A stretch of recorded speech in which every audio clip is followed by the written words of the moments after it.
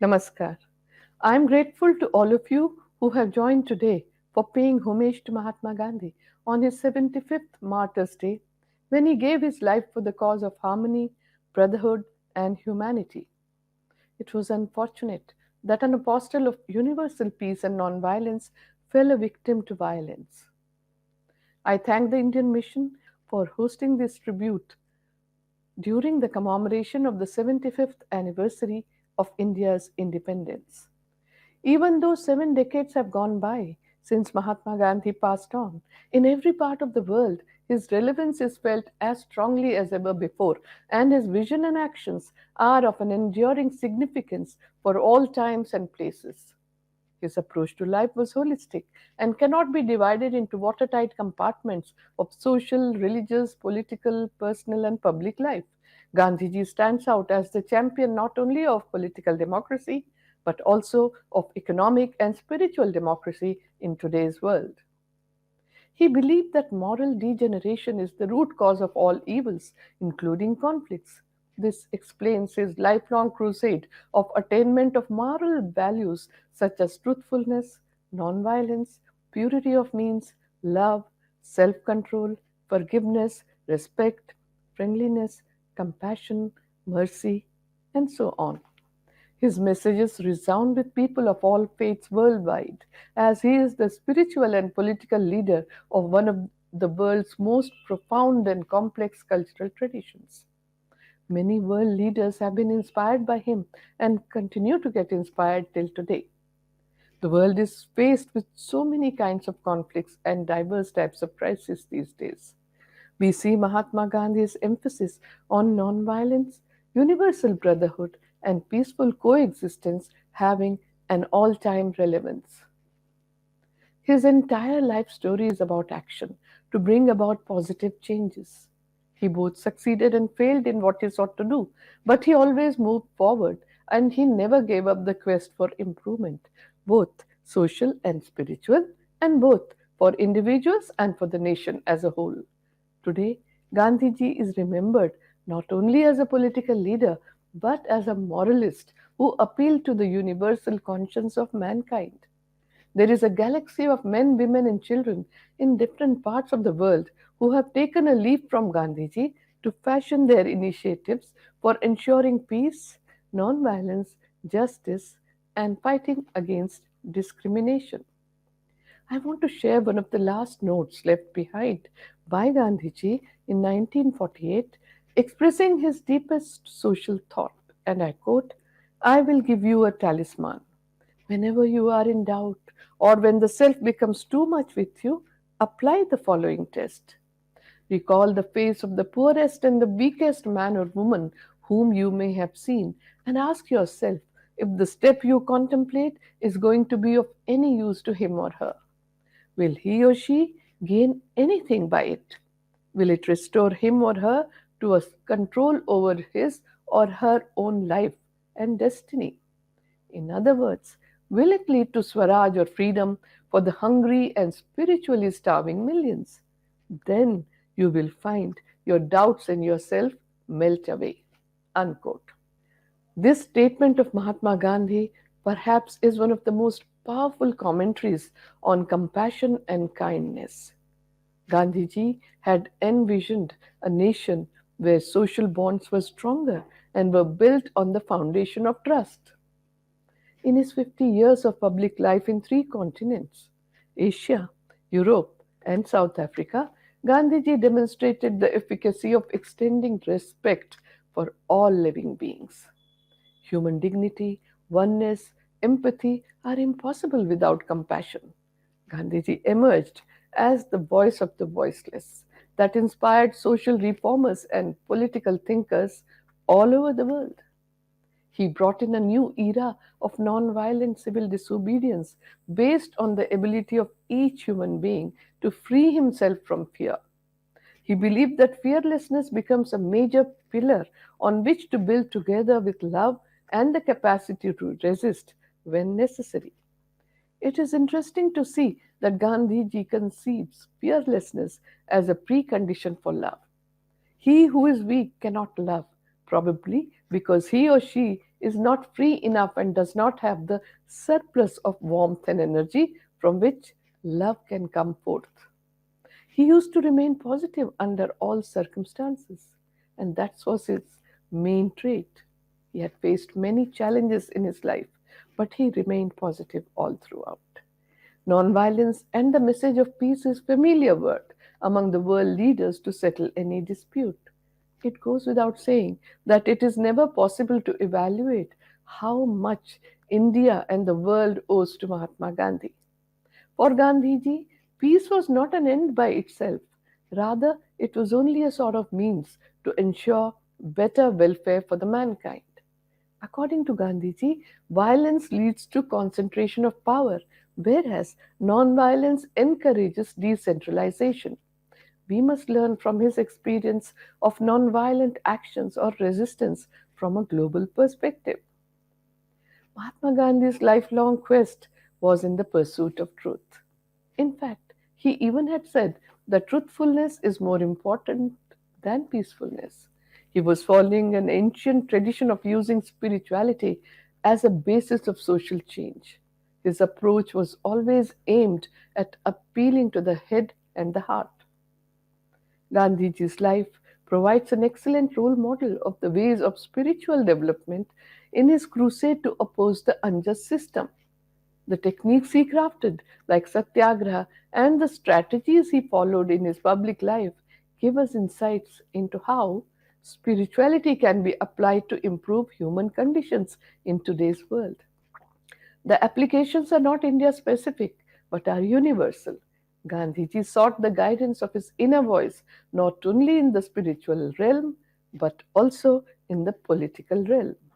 Perhaps the greatest source of strength for Mahatma Gandhi was in his faith in God. Truth was the deepest and the most complete form of God. The faith gave him the constant awareness that he was to be nothing but an instrument in his hands. He was to go wherever he was led. For him, the guidance of God constituted two things. One, he had to walk on the path enlightened by truth that was available to him in whatever measures and form. Two, he had to constantly gaze inwards and find inspiration through self introspection, self examination, self purification, and by constantly questioning himself. The deeper the faith, the greater was the endeavor for Mahatma Gandhi. He said, "Truth is God." Faith in truth led Mahatma Gandhi to two other realizations. If God is omnipresent, then truth is omnipresent too. If each human being were an aspect of God, then each person is capable of truth, of being good and doing good to others. His endeavor throughout his life was devoted to the search of that element of truth, to awaken it and to nurture it. Therefore, he could feel oneness with everyone, and that is another one of his important traits. For most of us, this realization does not set in at all, but for him, it was easy because of the understanding of oneness. He had no enemies. He did not want to settle scores with anyone, and he did not want to take any revenge. He merely wanted to extend his love, compassion, and respect to everyone. He respected individuals as individuals without attaching any labels. It was to his unique credit that in a world marred by violence and hatred, Mahatma Gandhi stands firm as a man of universal goodwill and a protagonist of peace. What is most striking is that Gandhiji emerged during his lifetime as a torchbearer of peace, and even today he continues to surprise mankind with his nonviolent methods of resolving conflicts. Mahatma Gandhi was always touched by the pain of others. This ability to feel the pain of others led him to compassion. Compassion, coupled with daya or pity, led to the spirit of service or seva. Gandhiji's first and foremost inner calling was to alleviate the suffering of others. This was the inner calling that he identified and invested it in serving and helping people by establishing their self respect and dignity. He had a keen desire to restore the dignity of all human beings. The greatest degree of inner tranquility came to Gandhiji from the development of love and compassion, non attachment, and non possession. The more we care for the happiness of others, the greater our own sense of well being becomes. Cultivating a close, warm hearted feeling for others automatically puts the mind at ease. This helps remove whatever fears or insecurities we may have and gives us the strength to cope up with any obstacles we encounter. It is the ultimate source of success in life. Gandhian humanism and its practical application are the way forward in the world.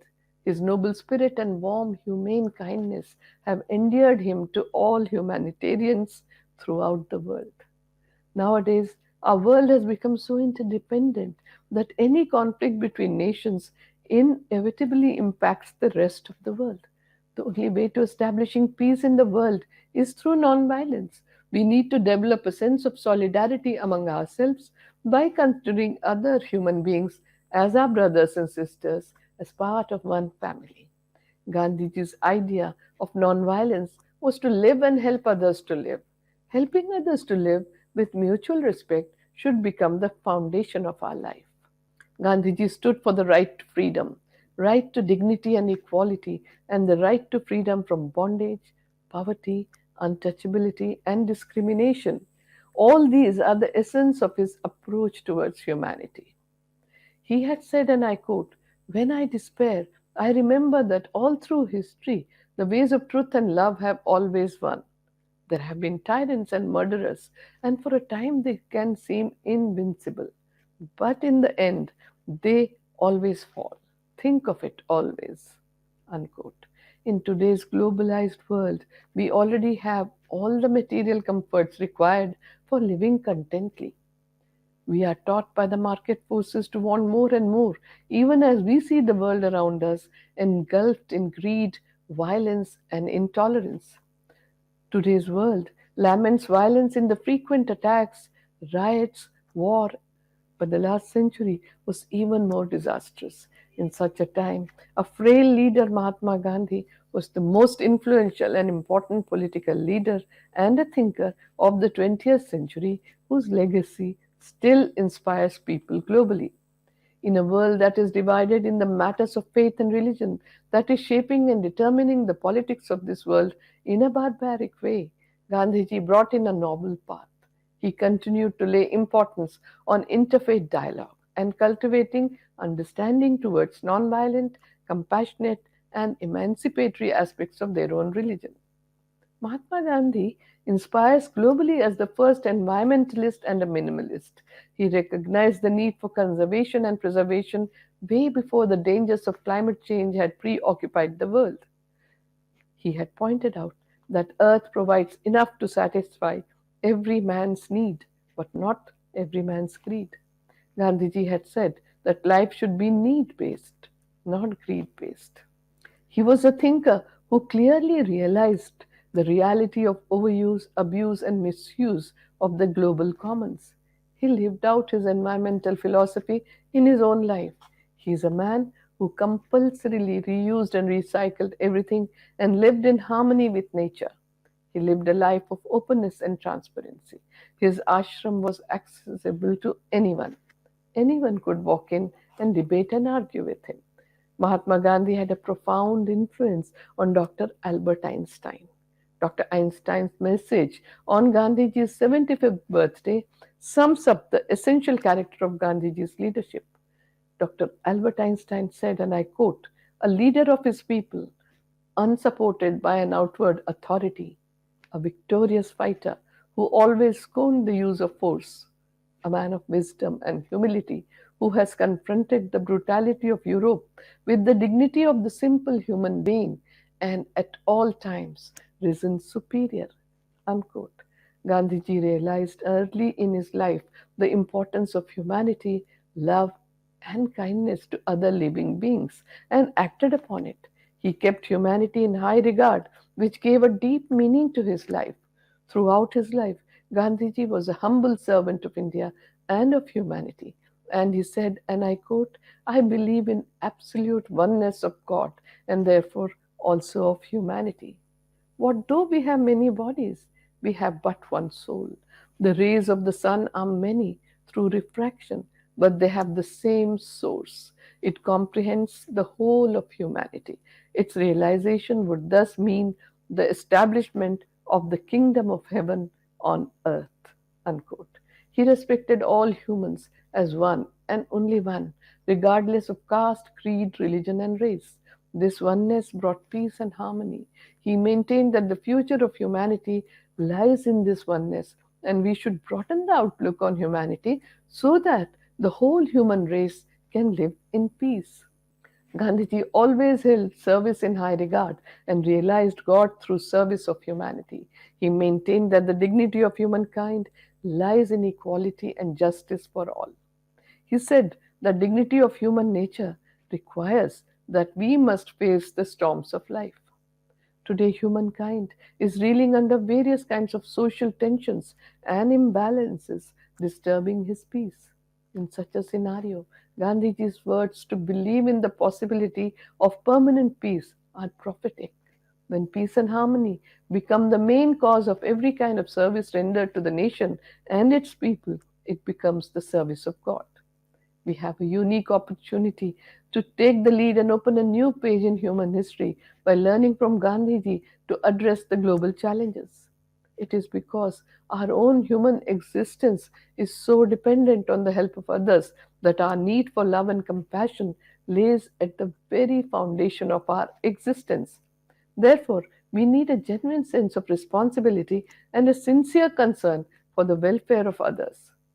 Mahatma Gandhi gave his last interview to Margaret Burke White, an American photographer, in the early afternoon on 30th January 1948, and it was to be his last message of compassion to mankind, in which he told her that nonviolence is the greatest force at the disposal of mankind. It is mightier than the mightiest weapon of destruction devised by the ingenuity of man. Gandhiji had further said, I do not believe in shortcuts which involve violence. However much I sympathize with and admire worthy motives, I am an uncompromising opponent of violent methods, even to serve the noblest causes. There is therefore really no meeting ground between the school of violence and myself. The heart that bled at the sight of the misery of others was bled to death on 30th January 1948 with the three death dealing slugs buried deep in it. India lost a soul, but his spirit lives on, and that spirit will continue to live among us as it carries in its chapters the mild but unassailable truth that peace is a positive force and that it can still move the human race away from the darkness towards light. Mahatma Gandhi had declared, and I quote, Am I going to be silenced after my death? I will proclaim my faith even in death and speak from the grave. Unquote. What was the faith that he wanted to proclaim from the grave? It was faith in truth, that was God. It was faith in the goodness of all, as all are capable of truth. It was faith in the goodness of mankind. It was faith that despite the faults and upheavals, humanity would move towards goodness because truth, that is God, is only interested in the welfare of its creation. I once again take this opportunity to thank the Indian Mission for remembering Mahatma Gandhi on this Martyrs' Day. My special thanks are to all of you who have joined me online. I will end with the peace benediction in Sanskrit for the universal welfare. Om Asato Ma Sadgamaya Tamaso Ma Jyotirgamaya Mrityor Ma Amritam Gamaya Om Shanti Shanti Shanti. Lead us from untruth to truth, from darkness to light, from death to immortality. Om, peace, peace, peace.